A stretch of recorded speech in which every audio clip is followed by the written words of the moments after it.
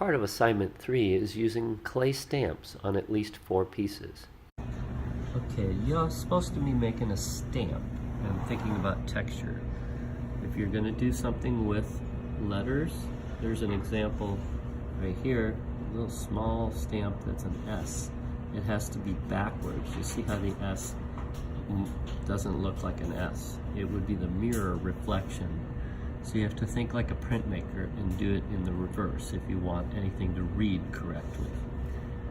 Other stamps, like this is my kid's toes when he was a little kid. You see how small it is compared to my thumbnail there? This is just a bunch of stuff that I pushed into the clay. So pushing stuff into the clay, like that, is the end cap of a pen. Here is a good example. If you look at, you want to repeat something like a nut, I'll show you how to do that. So first you want to have a piece of clay, a coil or a shape. It could be a shape already, and that's going to actually make that kind of shape when I push it into the clay. And then you want to take that object, you want a nut, you can push that in there and then wiggle it out. If it's a larger piece and it starts sticking, if your clay is too wet, you can use WD-40 or cooking spray that you like Pam or something.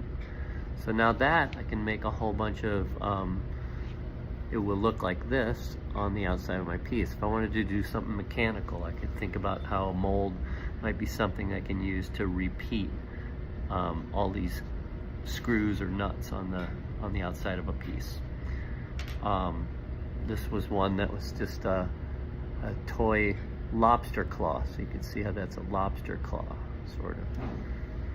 Now, what do these stamps do?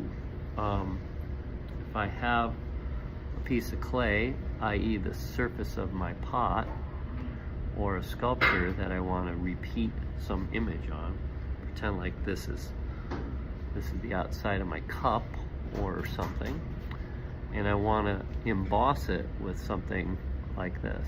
I would have my finger on the inside of the cup here, and I can push onto it, and then the surface of my cup will then have this on it.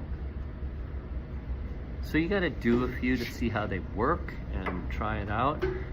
You're required to do a little bit and think about the surface of, I think, 4 cups. There are different ways to think about rolling things on too, and this is just a coil that I've rolled on the corner of the table to get these lines, and then what will that do to the surface if I roll it onto the surface of a bowl or a cup, or use it for sculpture. So these things that you have to try and think about how they might work. There's also a video that I did on Smithsonian roundlets and textural tools that are used historically. So I'll give you a link to that too.